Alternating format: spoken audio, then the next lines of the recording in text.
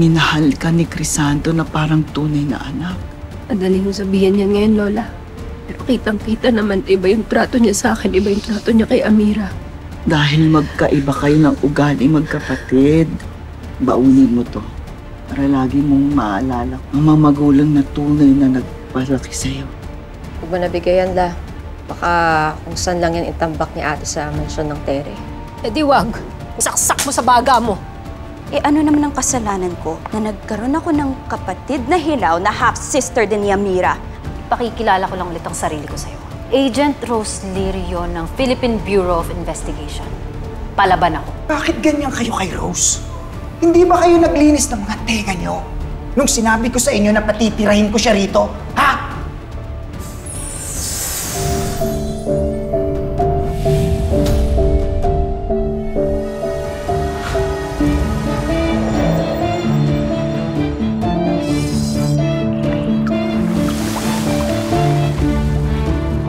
Maria Makiling, tulungan mo ko.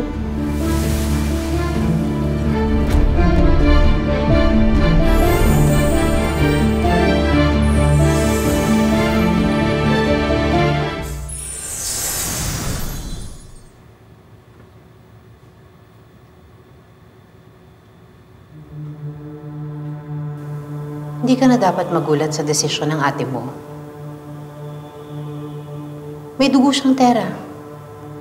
Kaya gano'n na lang kadali kalimutan niya ang kanyang pamilya. Gano'n na rin kadali kalimutan niya ang lahat ng kahiyupan na ginawa nila sa'yo. Hanggang ngayon, di pa din ako makapaniwala sa ginawa ni ate. Andiyan na yan, Amira. Tanggapin mo na lang na bahagi na siya ng Tera. Tratuhin mo na rin siya parang kalaban. Hindi, Magnolia. Hindi ganon si ate. Hindi porket may dugaw siyang Tera, kasasali siya sa kademonyahan nila. Paano kung lasunin ni Doc Franco ang isip niya? Alam mo naman, tuso yun. Paano kung makumbinsi niya si Rose na gamitin ang pagiging PBI agent niya laban sa atin? Hindi nga ganon si ate. Yan sa akin naman pagpapaalala lang. Para lang sa kaligtasan mo din. Sige, Magnolia. Sabihin nating tama ka. Ibig sabihin ba ipipihit natin yung plano natin para sa bagong kaaway? Hindi pa tayo tapos sa Crazy Five. Sila ang unang dapat magbayad.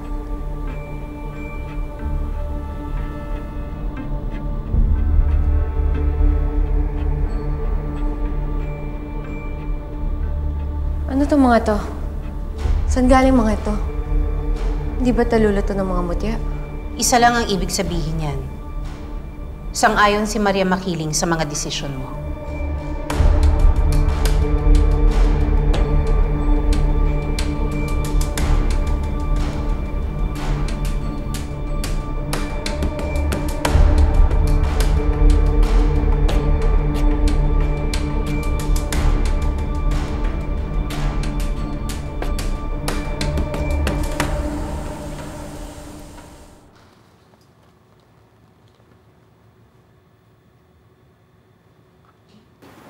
Ma'am, excuse me po, may naghahanap po sa'yo. Pakausap mo muna kay Emily. May ginagawa pa ako eh. Ma'am, kailangan ka daw niya makausap ngayon. Dating kapitbahay niyo daw sa Oriente. Papasukin mo. Di ka, pasok ka na. Mang Estong! Kamusta ka na? Upo po kayo. Napadalaw po kayo. Si Ate Beckham po, kamusta? Yun nga ang ipinunta ko sa'yo dito, Amira. Isang buwan nang nakalipas. Patay na si Ate Beckham mo. Ha? Mang Estong? Paano po nangyari yun? Simula nung nagtayo ng planta yung Nexcelsium doon sa Oriente. Lumipat lang kami dun sa sumunod na barangay. Tapos, ang sabi-sabi dun, marami daw nagkakasakit eh. Dahil daw marumi yung tubig dun sa lugar namin.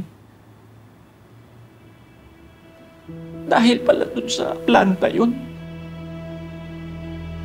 Nareklamo na namin sa munisipyo pero wala naman nangyari. Amira, sa tingin ko, ang layo-layo na nang narating mo. Baka pwede mo naman kong tulungan. Ang importante lang naman doon, mapasara yung planta ng Nexcelsium. Kasi kung hindi, Amira, marami pang magkakasakit at mamamatay doon. Tulungan mo yung mga taga-uyente. Tulungan mo kami, Amira. Sige, baka naman makatulong ka sa amin.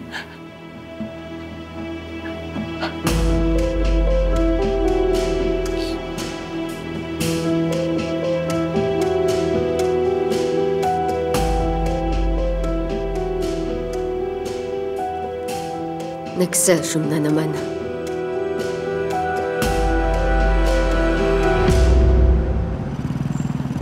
Ito pala yung maingay nung nasa baba pa tayo. Yes, ma'am. Kaya dahan-dahan lang ho kayo kasi baka makatapa kayo ng pako. Ginagawa ho kasi dito yung mga cabinet, ma'am eh. Bakit dito pa nila yung ginagawa? Good morning, Ma'am Portia. Welcome back po. It's good to be back. So, ma'am, for your reference ho. Sige, Dwight. Please. Let's review the agenda bago pa dumating si Dad. Sige po.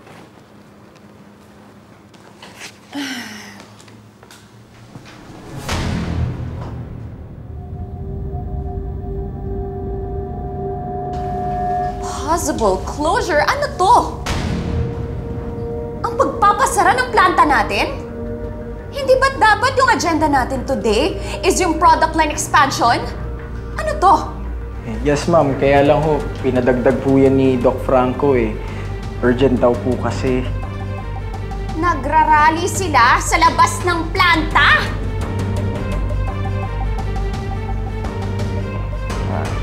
Yes, ma'am. Marami na ho kasing nagkakasakit dun sa mga karatig na barangay malapit sa dating Oyente.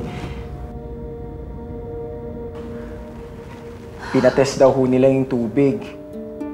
Nakontamina raw ho ng planta natin. Oh my God. Ma'am, okay ka lang ba? Gusto mo ng gamot? Tubig? Tubig, please. Pakuha naman. I'm fine. I'm fine. Maayos ko to. I just need to call my people. And I'm sure, mamamatay din tong isyong to. Sure naman yan, ma'am. Kaya lang ho, dumating ho yung reporter mula sa Pinoy News Chronicle. Gagawa daw ho ng expose laban sa planta eh. What? May reporter? Eh, ma'am, gusto daw ho nilang makuha ang panig ng Nexcelsium. Baka daw ho available kayong i-interview today. Wala akong oras para sa mga reporter na naghahanap lang ng madadamay!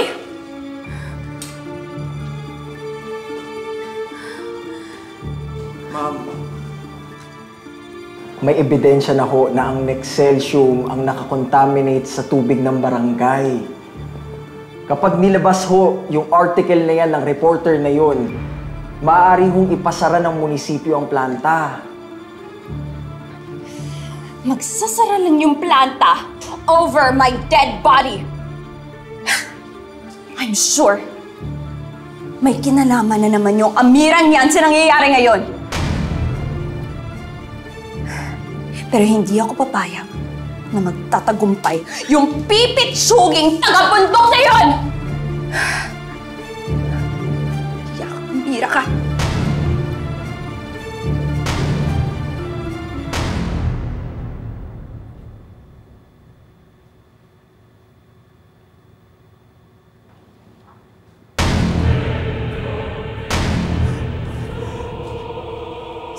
yun! Ma'am! Yung taong yun! No! Ma'am, okay lang kayo, ma'am. Ma'am. Gusto mong malaman kung anong mangyayari sa'yo kapag may nasabi ka mali? Ha? Umamin ka na!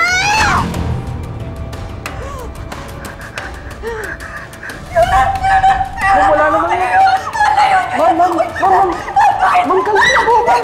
Ma'am, Portia! Portia, bakit? Ano nangyari? Dad, yung lalaking yun! Yung lalaking yun may hawak na baril! Papasaya na ako, Dad! Hoy! Dad! May baril ka ba dyan? May hawak na baril, Dad! Ba't yan ang uwi? Dad! Dad! Papatayin niya ako! Papatayin niya ako! Pamalinin niya ako! Pamalinin niya ako! Papatayin niya ako! Dad! Baril na lang Papatayin siya! ako, Dad! Please! Please, Dad!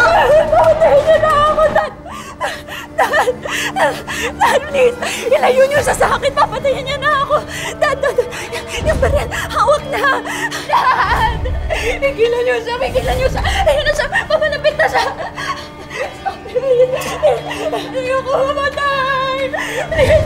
Stop it! Oh, dear God! Portia! Ilayo niyo siya sa akin, Dad! Dad! Dad! Get him Portia! away! Mom!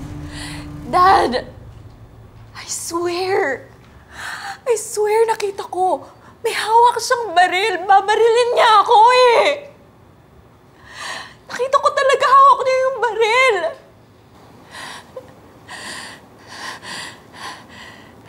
Baka nagmamalikpat na ako.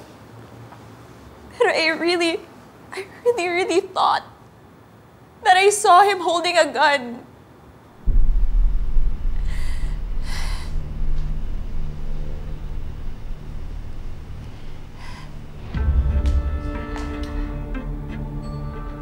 Sigurado ka na bang handa ka nang bumalik sa trabaho mo?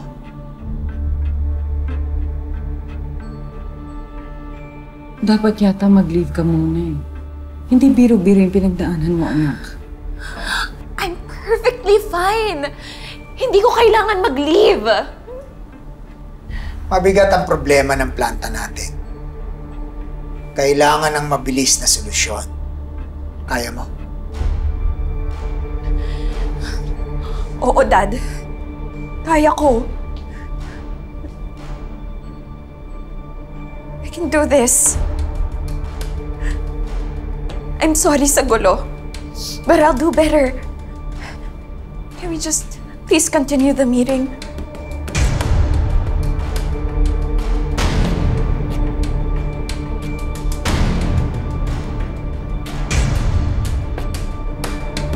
Sige. I-set up mo ulit. Thank you, Dad. Aayusin pa na.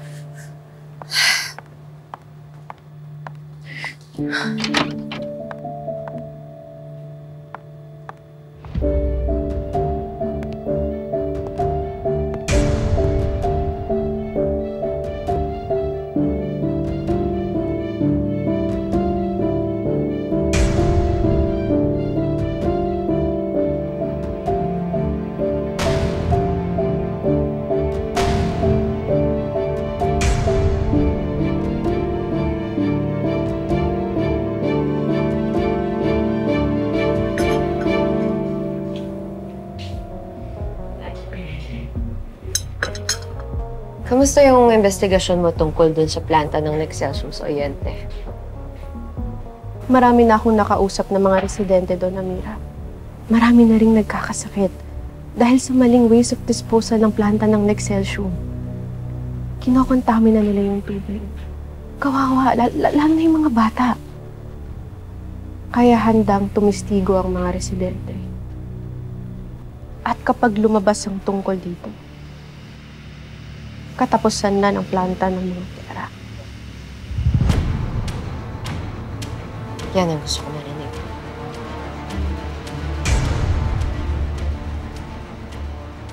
Dahil sa dami ng mga naging biktima ng Crazy Five noon sa USAM, nakahanap ako agad ng taong gustong gumante. Tulad ko. Sa lahat ng iyon, Yung mga feeling maganda. See? Ang taba mo kasi! Sabi ko bang gumalaw ka? Ha? Inimbita ako ni Zeb dito. Kaya please, pakawalan mo na ako. Akin lang si Zeb. And I don't like sharing. Alam mo, Bianca, masyado ka kasi assuming eh. Girlfriend ba kita? Sabi ko sa'yo eh, assuming, kapag sinabi ko na ayoko makita yung mukha mo, ayoko makita yung mukha mo! Halikan mo yung mukha ko! Sabi ka na kasi! Ha? Alik! Halikan mo! Okay ka lang? Alam mo, buti nalagpasan mo yung pambubuli nila sa'yo noon. Sinubukan kong kalimutan yung ginawa sa akin ni Zeb, Portia, at lahat ng kaibigan nila. Pero hanggang ngayon may trauma pa rin ako. Hindi ko makakalimutan ng panggagago nila sa akin. Lalong-lalo na si Portia. Tayo ang pinaglaruan nila noon. Kaya tayo ang magkakampi ngayon. Oras na para pagsisihan nila lahat.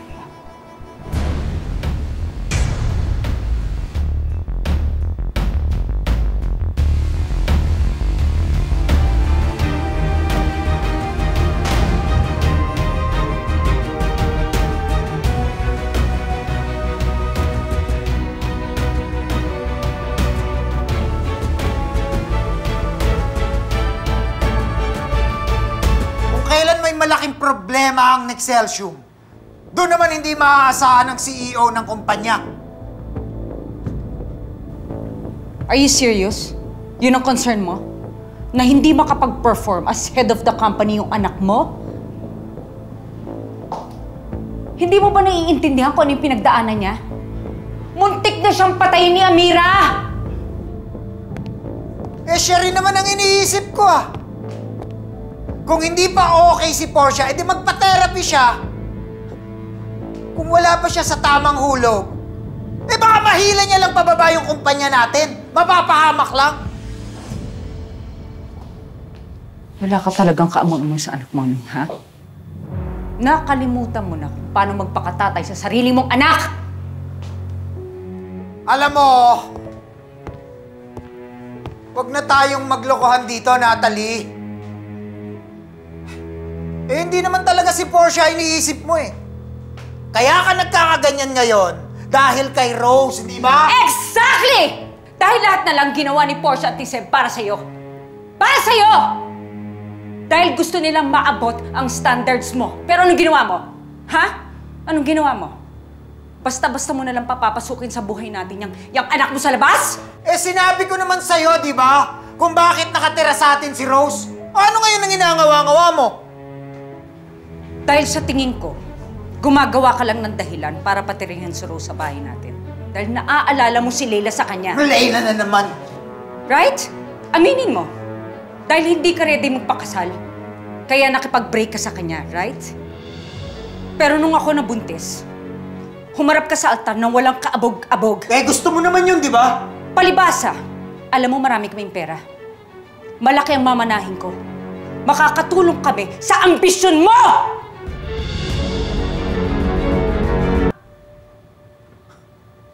Pwede ba, Natalie? Mag-move on ka na! Paulit-ulit ka na lang. Ilang beses mo na sinabi yan eh. May negosyo akong kailangang asikasuhin. At maraming bagay na mas importante ngayon kesa dyan sa pesting feelings mo. Pesting feelings yun.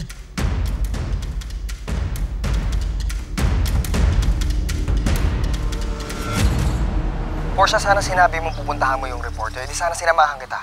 Pwede ba? I'm perfectly fine, Kuya. I can handle myself. Hindi ko kailangan ng yaya, no? Kaya ko yung sarili ko. Tsaka nandito na ako. Ayoko naman maliit. Dapat kasi nagpa-drive ka na lang eh. Anyway, since I'm here, bye.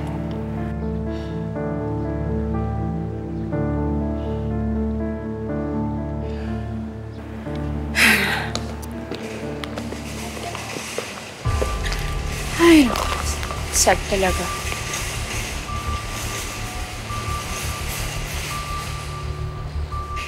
Por? Long time no see. Napaaga yung dating ko, kaya nag-grocery na lang muna ako sa taas. Do I know you?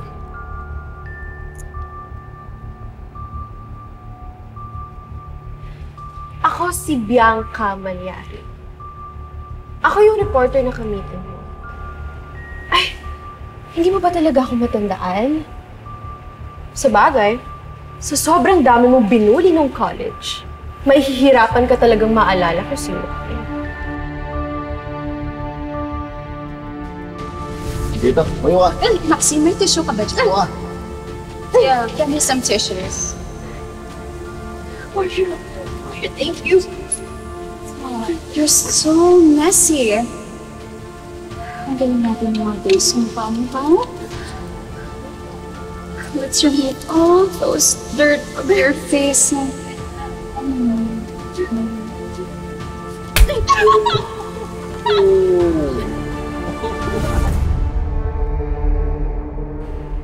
Bianca. So, ikaw pala yung reporter na gustong gumawa ng expose tungkol sa planta namin. FYI, inaayos na namin yung problema as we speak. Inaayos? Paano? Sino na naman yung bago niyong sinusulsulan? Wala ka nang pakialam sa mga business transactions ng Nexcelsior. Look, nandito ako para malaman ko kung anong side niyo. Bago ko ilabas sa publiko ang storya ko para naman maging fair. Diba? Fair? Wow! How thoughtful of you. Pero wag mo nga ako plastikin. Sabihin mo nga sa akin yung totoo. Bakit mo ginagawa yung expose? 'Cause, no offense, you don't exactly look like the nature-loving type. Ang kapal ang mukha mo, no? Bakit? Ano ba gusto mong palabasin? Na may ibang dahilan kung bakit ko ginagawa ang storya ko? Bakit? Mali ba ako?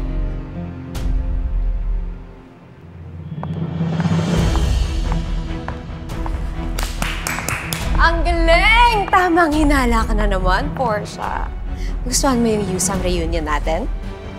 Mira, anong reunion? Tayong tatlo. Anyway, may hinanda pa ako sa'yo. Here. Ano naman to? Cease and desist order. Hinanda ko na yan kasi alam kong dyan naman din mapupunta yung planta niyo. Napakaganda naman ng mga sandatang yan, Amira. May bala ka bang gamitin ng mga yan? Bakit hindi? Alam ko yung pinasok ko nung nagdesisyon akong tumira sa mga tera. Kaya huwag ka mag-alala, ha? Kung gusto mo, magpakasal na tayo. Sabi ko sa akin, naayos mo na yung problema natin sa reporter. 20 million. Kahit mag-resign ka bukas, pwede mo nang gawin. Sisiguraduhin ko na hindi matutuloy yung pagsasara ng planta. Tapos na kami mag-usap ng paborito mong impact. May usapan tayo, di ba?